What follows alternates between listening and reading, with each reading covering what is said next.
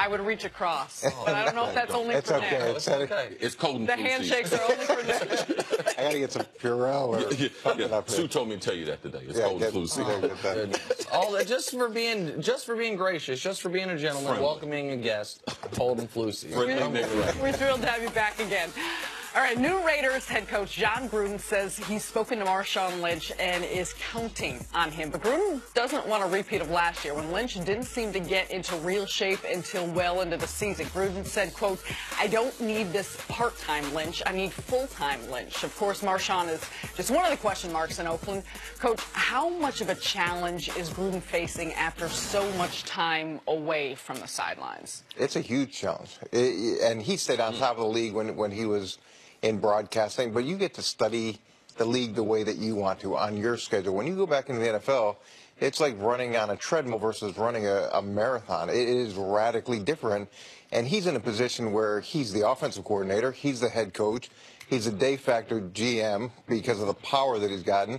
He's been given a $100 million contract, and we all know to whom much is given, much is expected. So he's going into all of those things are working, things he's going to have to work through.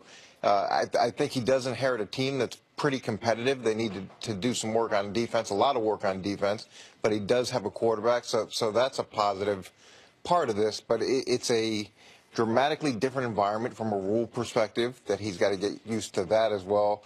There's so many variables here that he just hasn't been a part of for 8 years now that he's got to get back into. Coach, I would say, and I need your opinion on this, in the last 8 years, there have been more rule changes as far as the game and the things that you can do off the field as far as salary cap, training, than any other time in NFL history. Practice time, right? Yeah, all these things. Like, there's been more changes in that 8 years than any other 8 years history of the NFL. Yeah, and those changes are significant changes, especially the interactions that you can have with the players.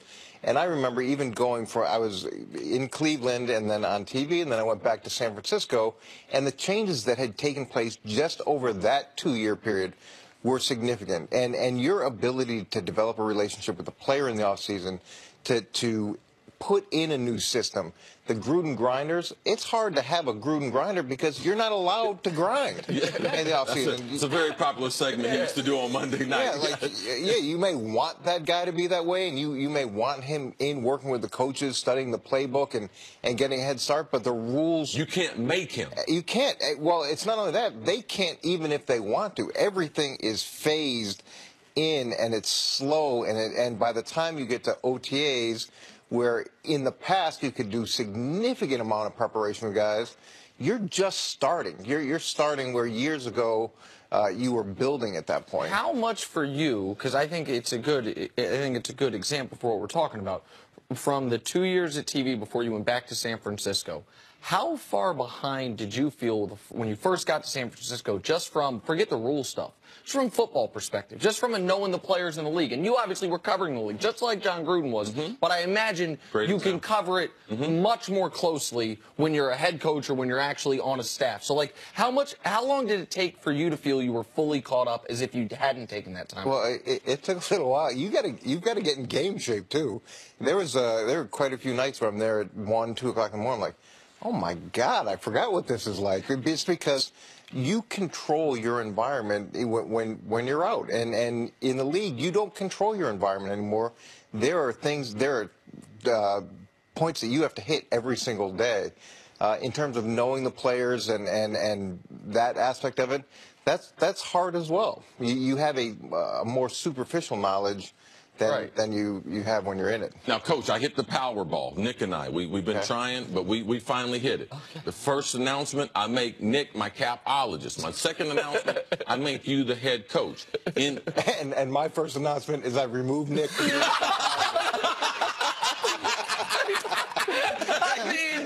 I mean, you don't have that type of power. You had a good run. You don't get to make those decisions. You can be special assistant to the head coach. So, I mean, that leads to my question, and my question would be, give us 3 things that someone going from television into taking over an organization, give me 3 things that you think are significant in trying to change or that you would do immediately.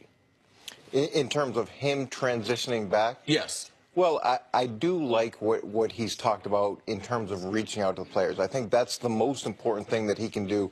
He may not be able to spend time going through the system, but the fact that he's reaching out to those guys, trying to get to know the players on the team, that's the first thing they have to do. And then you've got to really understand what the ability on the team is. You've got to spend a lot of time understanding where do we need to improve this team? How does my system, the things that I want to do, fit into the talent level that we have? And you asked a really good question, Nick, in terms of what changed. The run-pass options, that's now a staple in the NFL, where it was being introduced when I was in Cleveland. So those are the two things. And then he's got to spend a ton of time with that staff, with that group, to make sure that there's a continuity of vision. So when those players come in, they're getting the best version of what that group has to offer. Well, that last point is one that I want to spend some time on, because when I was trying to get Bill Belichick to go take over the Giants or leave the Patriots, go do something else. How did the conversations go? Pretty good? He wasn't swayed. But CeCe's biggest point was, you can't build a new staff. You can't get your whole program implemented. You just can't. Like, he's built this whole thing in New England over almost 20 years. You just can't all of a sudden go somewhere else and implement it. Well, John Gruden is literally going somewhere else trying to implement something new. Obviously, they have coaches in place. It's not like when they fired Jack Del Rio, they fired everybody. But they're not his guys. And a lot of his guys are probably at this point either retired or they're out of the league or they're with other teams they don't want to leave. So how much of a disadvantage is that, and how do you overcome that? That is a significant disadvantage, because one of the jobs as a head coach is to coach the coaches. You've got to consistently be developing them and making sure that they're giving you what you want. And when you don't have the shared experiences of previous staffs, I remember when I went to the Jets with Parcells, on that defense staff, it was Bill Belichick, it was Romeo Crennel, it was Al Groh, and I was the new guy. And they're referencing stuff that happened in 1985 for game planning. I'm like, look, fellas, I'd love to draw this up, but I was in grammar school. I was in 8th grade. So one of you is going to have to help me. But that value that he had of guys that knew what Bill wanted, what Bill Parcells wanted, it takes away a lot of pressure. Well, and when you told a story, I believe it was on the air, about when you were with the team, I assume it was on the air. No, but when they hired Brian Dable. You were talking about, correct? Yeah. Oh, yeah. And it was for a very low-level job, correct? Yeah. It was one of the entry-level coaching positions. Yep. And you talked about how all the coaches are at the table. Everyone's drilling him. When you have the meat and potatoes of your staff in place, you can really zero in on the minor tweaks, right? But with something like this, you're not going to be able to have that attention to detail to your quality control coach, to your special teams assistant, right? Because you're basically building a new house instead of just adding a wing. Well, when I took over as a head coach, I always wanted to do the rookie camp before I brought the veterans in. And I could have brought the veterans in earlier, but I wanted to make a bunch of mistakes as a staff with the rookies who didn't really know what it looked like in the NFL and didn't know we were making mistakes. Oh, yeah. And it's kind of like kill your credibility with the veteran player. Yeah, it's like a soft opening in a restaurant. I wanted to burn a few dishes, all the things that are going to go wrong. The rookies don't know, so we could go through that process and get to the point where when the vets came in, we were a well-oiled machine. But it takes time. You mentioned how he's communicated and reaching out to the players, and with that being said, have players changed? Does he need to change or adjust his coaching style at all? Well, since he was coaching, he'll be given a benefit of the doubt because of the way that he's been brought in and the power that he has in the organization. And I think guys know going into it what he's about, or I think they know going into it what he's about. But he's going to have to be able to win to back up the credibility that he has going in, because players are players. At the end of the day, they want to go to an organization that they can win, and they're willing to work as hard as they need to, as long as they know it's for giving them a chance to get a ring. Quickly here, is there any additional hurdle he has because of the $100 million? If we know it, the players know it. Like, I know NFL coaches are highly paid, but he's going to be making more money than almost everyone on the team except for a few guys. Is that, in your eyes, would that be an additional hurdle? It's a good problem to have, as Marlo Stanfield would say. Yeah. But I'm talking about when it comes to the players buying into his system. And when it comes to the players understanding him making some mistakes. Like when he's making $10 million a year, which is more than almost everyone on that team. Is there anything to that?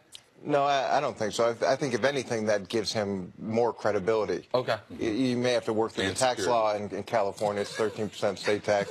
It'll be better for him in Nevada. But yeah, let me tell you something. If he call you to your office, you know one guy going to be there at the end of the day, and you better acquiesce to the guy that's going to be there with the $100 million contract. Yeah. Okay. Coach is still going to be here coming after the break, so stick around. Now we're hitting that Powerball tonight. One quarterback has a chance to dramatically shift the entire AFC. That's next on First Things First. He didn't say I'm the GM. I can't even be the capologist.